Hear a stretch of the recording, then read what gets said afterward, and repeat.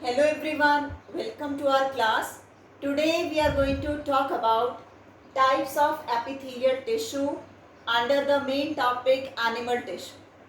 Now under this topic we are going to talk about different types of epithelial tissue.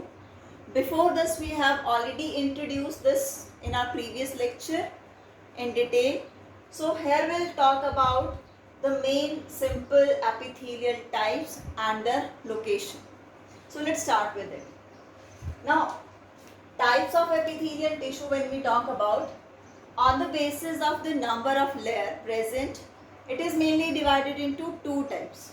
The simple epithelial tissue and the stratified epithelial tissue. The simple epithelial tissue, as it is simple, it is made up of single layer. Okay. Stratified epithelial tissue made up of many layers. The term strata means layers. So this is multi-layer tissue. This is single layer epithelial. Got it? Now, simple epithelial tissue is further divided into three types on the basis of the shape of the cell present in that tissue. The first is simple squamous epithelial. Second is cuboidal epithelial, and the third one is columnar epithelial. Okay. Now when we are going to talk about this simple epithelial, cuboidal, columnar, that is on the basis of the shapes, as you can see over here. So the simple squamous epithelial tissue contain flat cells. As you can see, the cells, these are flat. Okay.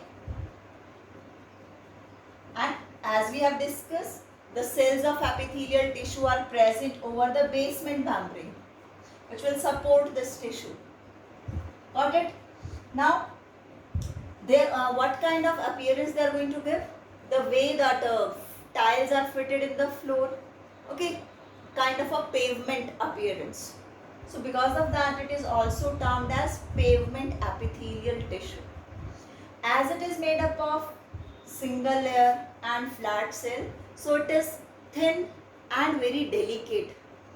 Okay, so it is mainly meant for the purpose of easy exchange of the material where they are present. Okay, so if I am talking about their location, so it is present in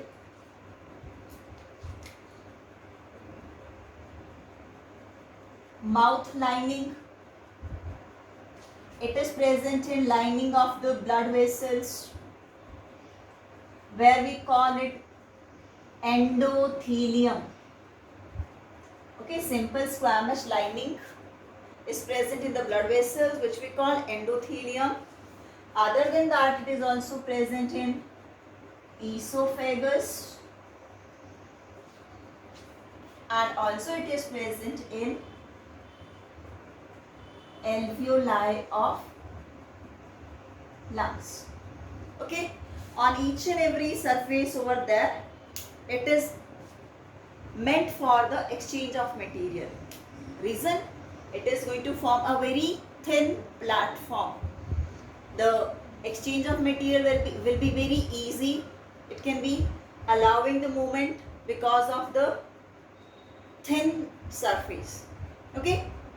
So this is the characteristic of this. It is going to form a very thin, delicate lining which facilitate the process of exchange of the material.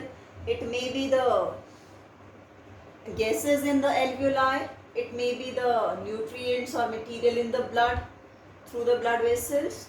Okay, in that. Next is cuboidal epithelial tissue. Now, cuboidal epithelial tissue is mainly, as you can see, the cube-shaped cells. A nucleus is present at the center, as you can see over here in these cells. Now, this is present in kidney tubules. Okay, it is present in duct of exocrine glands. salivary gland, pancreatic gland. Their duct contain the epithelial tissue which is cuboidal in nature. Fine, which is secretory, which help in the secretion. This cube shaped cell help in maximizing the area over there. Okay, hope this point will be clear with you people. Fine, and along with that, this cuboidal epithelial also help in providing the mechanical strength to that particular surface where they are present. Fine. Next is columnar epithelial. As you can see, the tall pillar-like cells. These types of cells are mainly responsible for absorption and secretion. Okay, so it is mainly present in the lining of small intestine. Okay, it is present in the lining of the small intestine. Okay,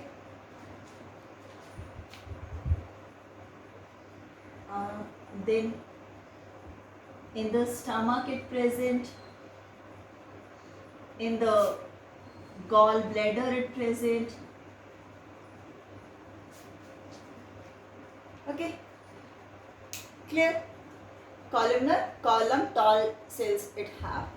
Now, in the case of the columnar epithelial, there are few modifications the cell epithelial cells they can have. Okay, so we'll talk about that. If the columnar epithelial cells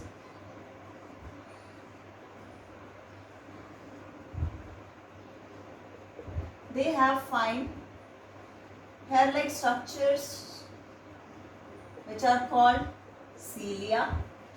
If they are present in the columnar epithelial, then it becomes ciliated columnar epithelial tissue. Okay, this is the first modification, ciliated columnar epithelial tissue. Now, where the ciliated columnar epithelial is going to present, it can present in the respiratory tract.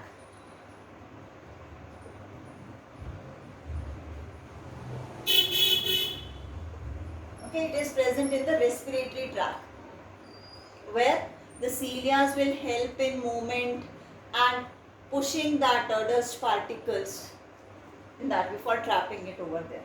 So these cilia are present over the columnar cells termed as ciliated columnar epithelium. Okay, in some cases they are modified into, like what happened in some cases, that this is the epithelial cell, they fold inwards, they fold inwards to form a specialized cell called goblet cells, and these types of cells are present in the glands. So this is going to form glandular